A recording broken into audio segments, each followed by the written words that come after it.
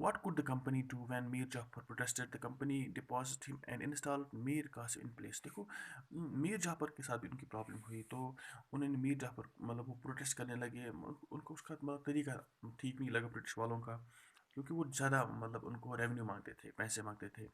तो उन्होंने उसको आउट किया, उसकी जगह मीर कासिम को उन्होंने अपॉइंट किया as nawab. When Mir Qasim complained, he in turn was defeated in the Battle of Battle fought at Boxer in 1764. Mir Qasim के साथ भी यही मसला हुआ, तो उसके साथ उन्होंने जंग की, उस जंग का नाम था बैटल ऑफ बक्सर। तो उसमें उसको डिफीट मिली थी 1764। ड्रीवन आउट उसको बाहर वहाँ से बंगाल से उन्होंने बाहर निकाला, एंड मीर जाफर वाज री इंस्टॉलर। तो उसकी जगह उन्होंने मीर जाफर को फिर से इंस्टॉल किया वहाँ का नवाब।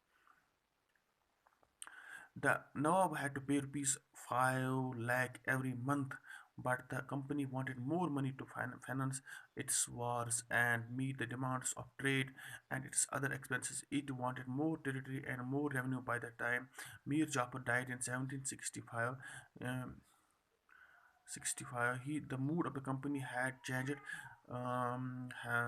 Having failed to work with puppet Nawabs, Clive declared, "We must indeed become Nawab ourselves." देखो, तो मीर जाफर को उन्होंने क्या किया, जब इनको रेंस्टेड किया, तो मीर एवरी मंथ मीर जाफर को उनको कंपनी को पैसे देने थे 5-5 lakh.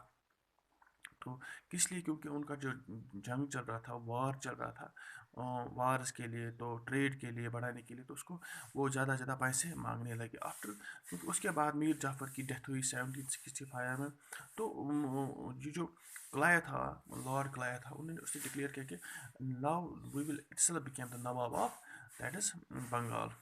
Finally, in 1765, the Mughal emperor appointed the company as the Diwan of the province of Bengal. The Diwan allowed the company to use its vast revenue resources of Bengal. This solved major problems that the company had earlier faced. From the early 18th century, its trade with India and had expanded, but it had to buy most of the goods in India with gold and silver imported from Britain. This was because at this time Britain had no goods to sell in India. The outflow of gold from Britain slowed after the Battle of Plassey and entirely stopped after the assumption of Diwan. Now, revenue from India could finance companies' expenses. These revenues could be used to purchase cotton and textile in India, maintain companies' troops, and meet the cost of building the company forts and office at the Gulf. देखो अब क्या हुआ, जब उन्होंने मतलब Mughals ने उनको बोला कि आप ही वहाँ के दीवान बन जाओ बंगाल के, तो उनको पूरा राइट्स मिला बंगाल का।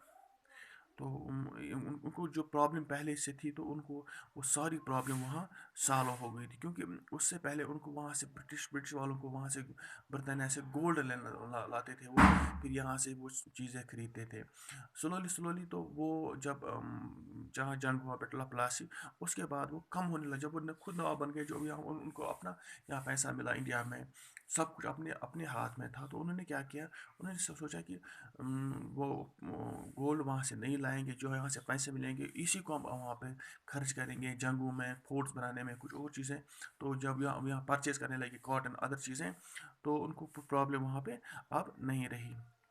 मतलब उन्होंने ऑफिस बनाए, बिल्डिंग्स बनाए, यहाँ से कॉटन वहाँ लिया, जो यही के पैसे से वहाँ कॉटन खरीदा, तो वहाँ ब्रिटिश मतलब कुछ और कुछ चीज़ें उसके बाद हुई।